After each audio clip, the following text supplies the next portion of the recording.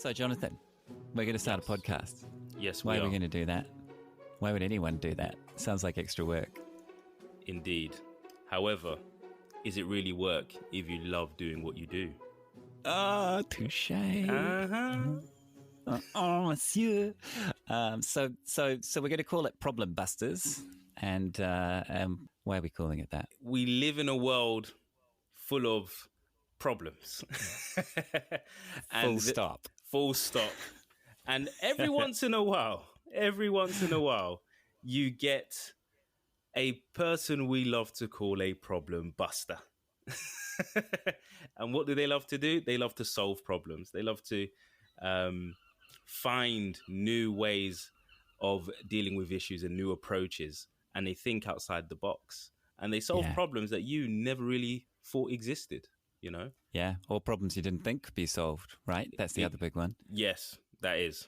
I think people such as Elon Musk, I think, are fall into that category, right? Is he on your list to interview, Jonathan? Yes, that is the ultimate goal. That is the goal. Elon Musk, if you're listening, hopefully you are. We are eventually going to make our way to interview you. And and we're going to talk about batteries. Oh, yes. Oh, lovely batteries. All the applications, cars, houses, factories. Oh, fantastic. Cities. Yeah, yes. 100%. Yeah.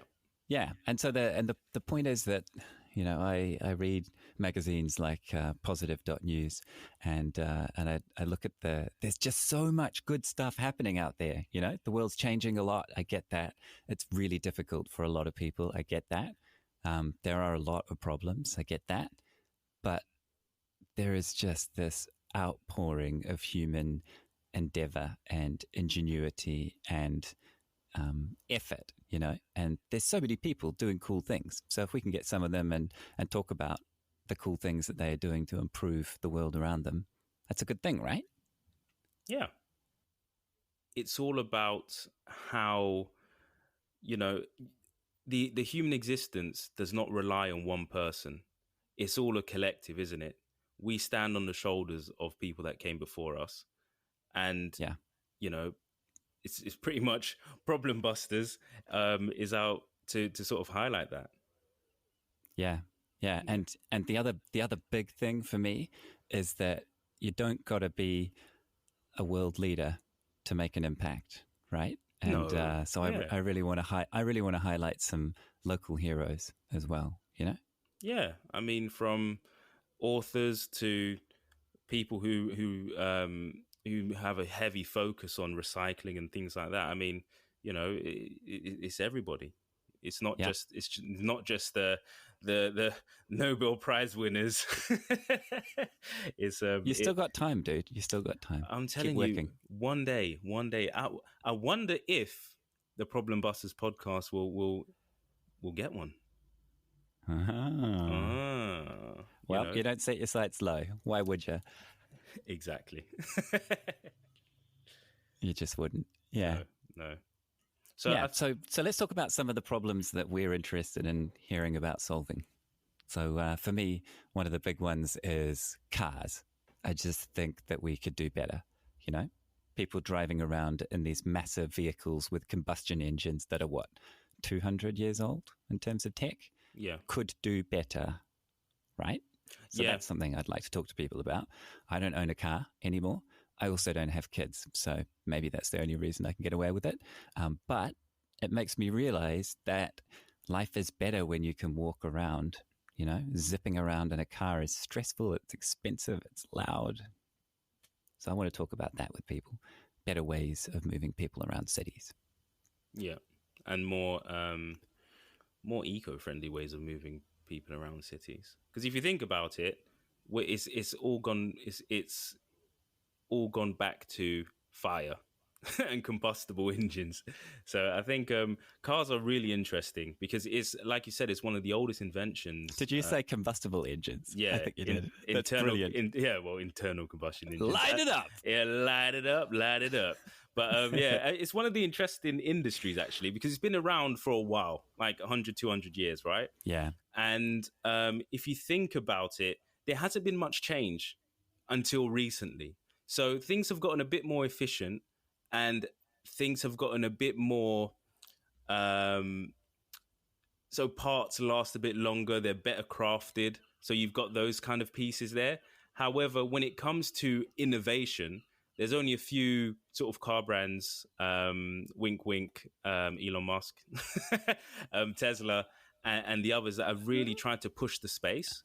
And Yeah. I think that is really interesting, because once you manage to move large numbers of people in these pods that we call cars, and you have a nice renewable energy source and an infrastructure around it, you then start to clean up the environment um, a lot more, if that makes sense. Yeah, Then rather than it does. And shifting people onto buses, which still use the conventional old engines, but then you would yeah, have more buses on the road, and you or still trains. We yeah. do trains really, really, really, really badly on the south coast of England. I think in England in general, I think the trains are they're pretty awful. That you can And it's a improve management that. problem, right? It's not a technology Oh, problem. it's wholly a management. It's a huge management issue. It's also So let's talk to slightly someone about that. yeah. Well, definitely, because I think there's also pieces of the England and London is old. So there's Yeah, only so much renovation you can do when every 50 meters you bump into a listed building, right? So yeah. so it'll be really interesting to talk to somebody about cars. Um, I am really interested in renewable energy. I know it's a cliche, and I know it was renewable energy is we got, but there are some really interesting bits of technology. Wave technology is one that's quite interesting, and the yield that Yeah, can give as well, because you're never going to run yeah, out of waves. Wind yeah. is, Tidal. Yeah. yeah, tidal. I think wind is also quite important. And Um, solar, right? yeah, Like now that solar panels have gone beyond that critical 25% efficiency mark, yeah, I really honestly believe that if we take those two or three things together, that our grandchildren will say, "What? You owned a car and it didn't charge itself as it drove along?" yeah. You know what I mean? Yeah, I think that's a key one. Um, Nuclear fusion is quite interesting as well. I need to Okay. speak. We need to seek somebody about fusion, because we all know, Why the heck not? yeah, because we all know about fission, which is what's currently very bad. How much of an improvement is fusion? That's what I want to know. Yeah, I can't say I know much about it, but I'm Yeah, interested. yeah, And I want to learn about what we do with all of these things that we've thrown away, because away is just around the oh corner, right? yes, That's the kicker. And I want to learn about algae that can eat plastic. yes, And just, we're going to have to. yeah. We can't just keep digging holes and putting it in or putting it on a boat to the Philippines. That's true. I want to know about algae that can. I think there's an algae that creates oxygen. Ah, that's Yeah. interesting. So I wonder if at some point we just lay large masses of water with this algae to kind of tip the balance again, if that's possible. That would be quite Wow. interesting. That's Yeah. super interesting. I want to Yeah. hear about graphene as well. You've probably heard that Oh, we grow a bit of graphene, we put it across a pipe, we make it a gravity feed, and that is a desalination plant because only H2O can get through the graphene filter. How could that ah, change the world in, say, that Africa or dry parts of Australia? that's true. That's true. I think graphene's an interesting one too, because you can batteries. It's Is that solid right? state, yeah. I think it's solid state batteries. Correct me if I'm wrong, guys, but I know that you can. It takes less to charge, and it can power things for a very long time. So that's probably Huh. yeah. Uh, those are that's pretty. It's pretty important because it can hold an electrical charge, I believe. Yeah. Yeah, so And that's and as interesting. as we've talked about Elon Musk, batteries are quite important. Yes. And we have things, they have screens, Yeah. but there's also that other side of it, right?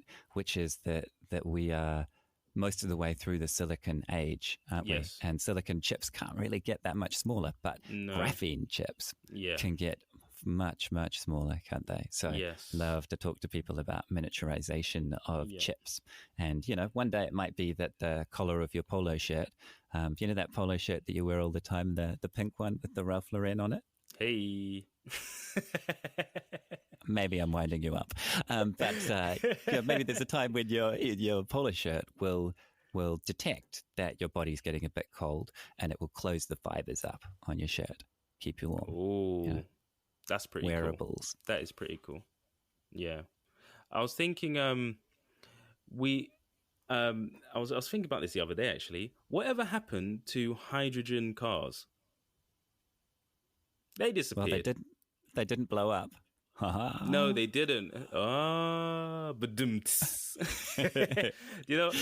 was saying I really like the idea of hydrogen cars. I just couldn't get away from the explodey part because I don't know if having a hydrogen car on a motorway is the safest option.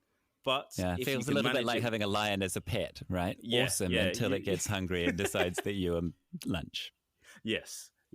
So that was one, because hydrogen fuel, it was supposed to be really good. So I'd like to speak to somebody on that. And have you heard of these biohackers?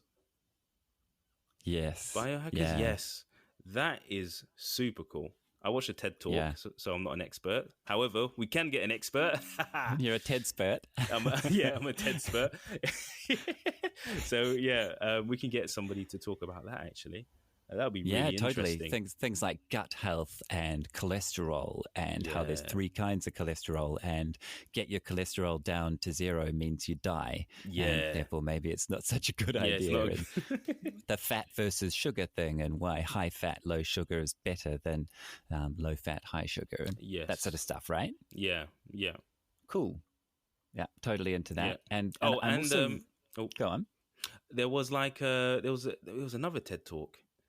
I know. Is regards to hacking, sort of like ecosystem. It was a strange one. So it was like they wanted to reduce malaria. So what was the best way of doing it? And one method was they realized that malaria or one of the viruses was spread by a particular type of mosquito, and then it was only exclusively the female mosquitoes. So a way of infecting less people was to target those mosquitoes that are infected and get rid of them. So that was quite interesting. So that was quite interesting, because it is like thinking outside of the box rather than just thinking of a cure for the virus. You can just stop it from reaching humans in populated areas and stuff. Which when you think about it is kind of what lockdown is, right? Yes. Yeah. Lockdown a population, stop them going outside and mingling, and the virus can't spread. The virus can't spread; it dies out. Yeah. It's worked with limited effect. Yeah, so I mean, I think I think we all knew that that the lockdown with COVID was a bit weird, because any other virus, I believe it would have worked like completely, but COVID is weird because animals can contract it too. So it's kind of like, if your cat could probably hold it for a while, sneeze on you, you get it again. You gotta watch the cat. It's there to love you and look after you and wait to be fed, but really, it's a vector. Yeah. I'm telling you, you can't hear them sneak up on you. I can see the T-shirt, feline vector. Feline vector. But on that topic, I really want to hear about ways in which people are building community and fixing the decayed social systems that we see around us, like for Brighton, for example. I've heard in the last few days that some folks say, I don't go into Brighton anymore because the centre of town is full of people who have substance abuse problems or what do they call it? Rough sleeping. That's a new way of talking about homelessness, right? Rough people sleep. People that and it does look rough, so I think that's actually quite fair. But it also, I think homeless is a better name for it, because in my view, everyone deserves a home. Right? Yeah, it's a less PC name, and it's exactly what it is. I don't like the rough sleepers. Oh, because if you've never heard, if somebody came up to you and said, "Oh, there's a rough sleeper and there's a homeless person," which one would you think would be the worst?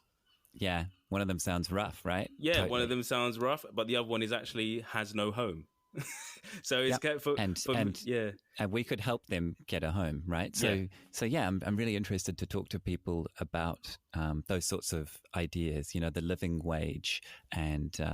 And also extending that idea of, you know, helping people to help themselves. You know, there's the concept of the big issue, the magazines that homeless people could sell, and oh they yeah, keep half the profit, right? yeah, Awesome. What a great idea. But you could take that the next step, and, you know, the whole give someone $15 and a mobile phone and they'll dig themselves out of a hole using entrepreneurial spirit. You know, that kind of that new approach to NGOs in places like sub-Saharan Africa. You know. yeah, yeah. I think so. I think that's a yeah, that's really interesting. I think when it comes to the entrepreneurship, that's a good topic with trying to tackle, you know, homelessness and things like that. It'll be interesting to actually get a politician on as well, actually, to see what they think and what our current leaders or the leaders of the community think about tackling these problems and how they tackle it.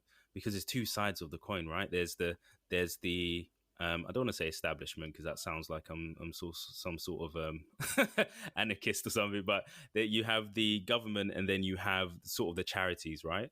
And Hmm. only up until recently in the UK, they've been on these sort of separate paths, right? Where you've got food Yeah. banks, and then you've got the government saying you don't need food banks, and then the food banks are like, well, we don't have enough food now because we're giving it all out. You know what I mean? So So it'll be there are really, people who need food banks. yeah, Yeah. you Yeah. know what I mean? Yeah. So I think it's going to be quite interesting to see about how we can actually repair this sort of this broken social you know environment. Fabric. Yeah, Yeah. fabric Yeah. in Yeah. yeah. COVID as a moment to sort of take stock and then decide how we'd like to change the way that we do things as societies, right? I think Yeah, that's really exciting, and yeah, we're going to see some really interesting projects, right?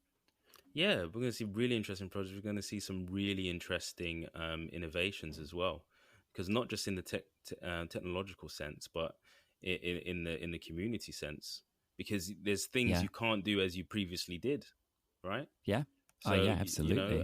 like going to the park, for example. Like, how are we going to deal with how do people tend to deal with that if you've got climbing frames? Because up until recently, I know a number of councils just put like gates around things, so it's kind of like Mm. okay, you know, exercise more, but this outdoor gym is not able to be accessed at the moment. So This okay, is not for you. yeah, you know what I Yeah, mean.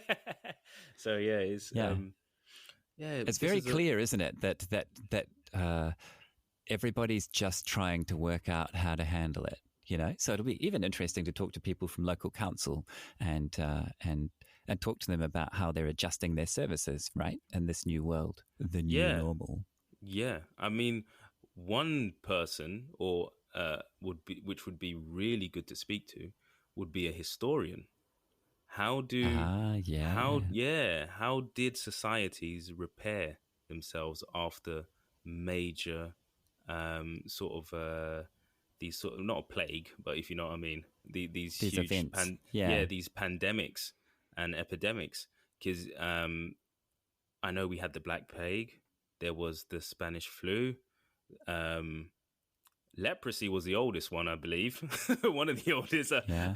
I remember the those old movies where people are like unclean, unclean, that kind of But stuff. So, even more recently, right? Like the Che Guevara movie, oh he was working in a leprosy camp, wasn't he, in yeah, Argentina? So yeah, yeah, yeah. So you're right. You're right. yeah, Leprosy was totally a thing. Polio was yeah, a thing. yes, And for me, somehow this seems quite familiar. And the reason mm, for that is that my grandparents, my whole life, have talked about what it was like during the war and after the war, being World War ah, II. yeah, And there was a big shift. We had a baby boomer bubble, didn't we? When yes, everybody realized that they were going to make it, and yeah, they got reunited.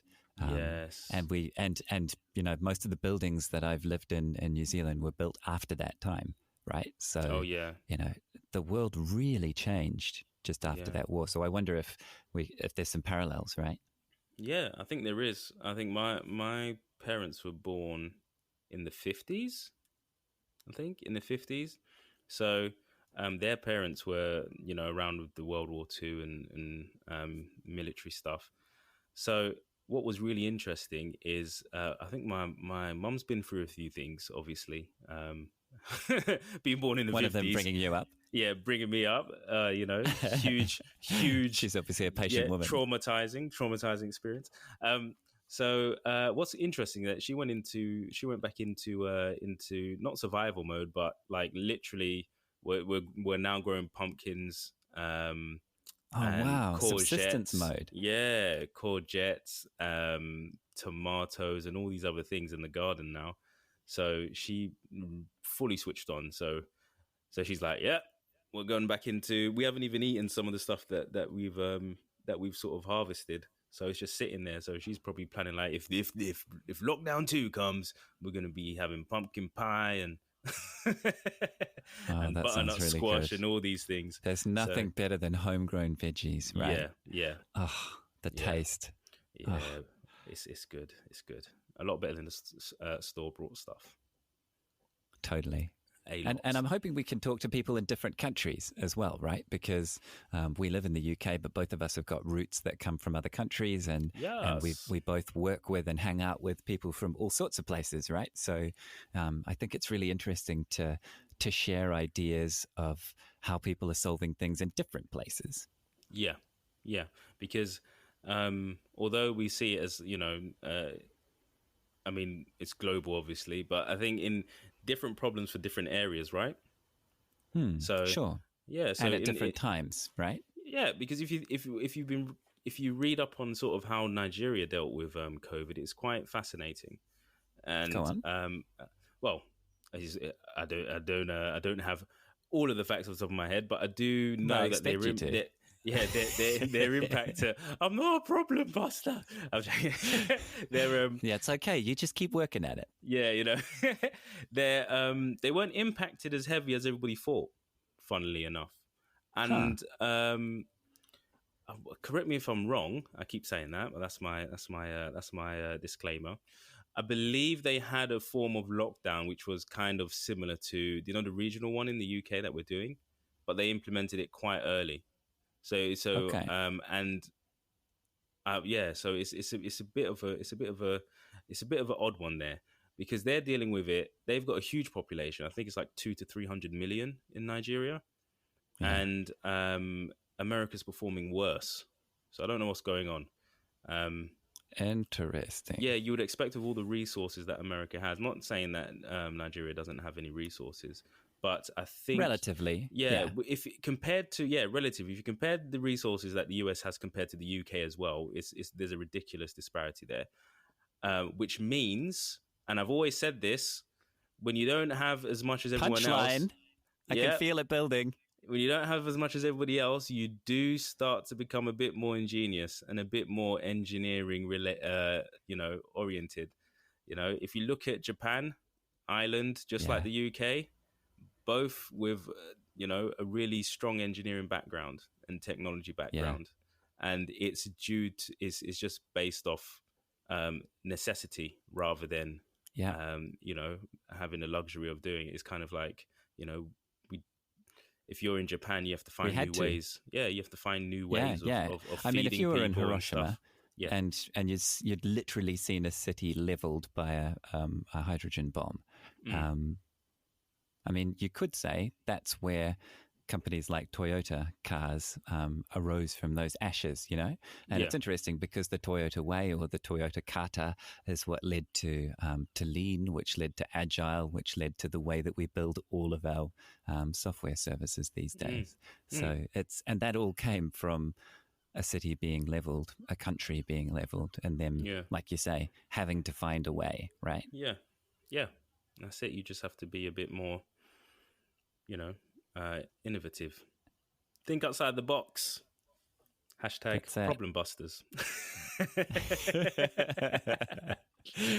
Touche. Yeah, cool. All right. Well, I'm looking forward to it. And we'll obviously have to spend a bit of time together. So I apologize to anybody that doesn't like listening to my voice, because there's a bit more of that to come.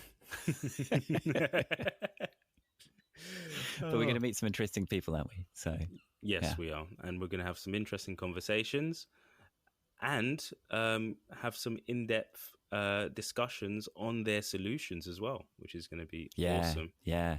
And it's really important to, as much as possible, bring things down to the level that relates to people's everyday lives, right? I think that's really important to empower people to realize that we can all change the world around us in little ways and in big ways, right? Yeah, I believe so. I think you see that every day when everybody starts recycling a bit more. You know, we have a bit more material to go into, renewable material to go into new products that come out. We see that in the iPhone. I think, well, not the iPhone, the new Apple Watch. They have, they're using... What's that? The new Apple Watch. It's a new thing that's come out in America. Across the pond. What are they doing? What are they doing? Tell us what they're doing. Yeah, they're using recycled aluminium or aluminum, depending on where you're from. And whether you want to sound like a superhero. You know. Aluminum. Aluminum. There's recycled aluminum in your watches. So they're starting to use a lot. That's cool. Yeah, so it's... Because aluminium is incredibly bad for the environment to produce, as I understand it. Doesn't it have to get to like 30,000 degrees or 10,000 degrees or something? Yeah, something like that. It's mad. And mad bad. Yeah, it's mad bad. If you make it, you're a bad lad. Kids. Yeah, it's crazy. But what the benefit of using the renewable one, the recycled stuff is, one, it's lightweight for the watch as well. I mean, they'll compromise durability, but that's the cost you have to pay to save the planet. So there you go. Yeah. You know? Slam dunk. Yeah, totally. And there's lots of different ways that we can clean up our act, right? And help others. And it might just be, say, parents saying to a kid, "Yes, you can, Jonathan. You can have a Nobel Prize and win a World Cup." Yeah, I'm like, oh wow, yeah. So there we go. And that's important too, right? There's a lot of mindset change going on right now, because we've all been fighting our internal battles locked away inside, haven't we? Facing our demons and all that sort of stuff. So I think it's really interesting to hear how meditation concepts have evolved into things like mindfulness and how that's kind of become non-denominational, and it's in a way that just about anybody can now download something like Headspace or Calm, and they can sit and calm themselves down, right? Whereas previously there was all of this religious stuff or cultural stuff around meditation that meant that it was only suitable to certain people. So I'm really interested in how ideas get reshaped for a new group, you know? Yeah. I mean, I think it's quite interesting because you even see that back with even religion, right? Like the Catholic Church, a lot of the rituals are from like ancient Babylon, and they've just been passed over and reshaped. It's quite interesting. And, you know, one of the most apparent versions as well is the Greek gods and the Roman gods, right? Yeah. Almost so like for like. Like for like. Also the, was it like the Nordic gods like Zeus and that? Apparently these concepts were all, you know, created around the same time, which to me is mind blowing. I love that stuff. Yeah, so like that idea of you know, like a whole lot of people all discovering how to make pasta in a whole lot of different countries. Yeah, all at the same time. All at the same time. How does that work? What? Yeah, how does that work? What's going on here? Cool. You know what I mean? So yeah, it's really interesting. So that stuff is really cool. The tipping point and 100th monkey type concepts. Yeah. Cool. All right. So there's no shortage of things to talk about. That's the long and the short of it, right? Yes. I think that means our podcast. That means this preview was 10 seconds long. So yeah. I mean, we definitely kept it under the 1 minute. So yes, you know. we did.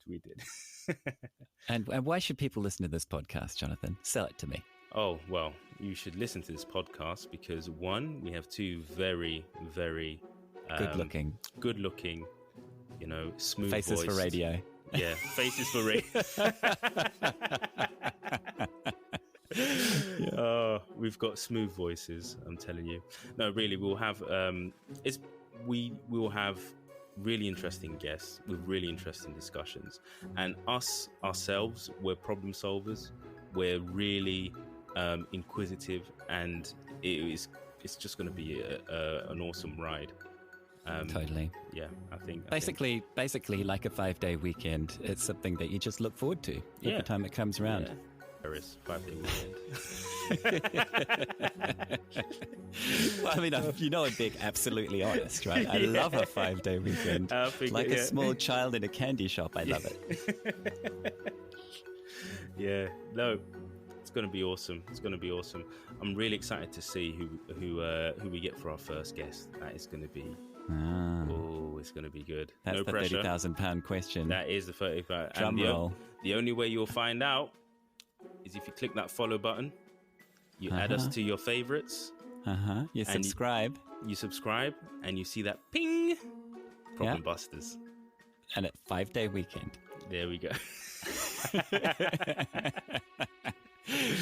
Awesome.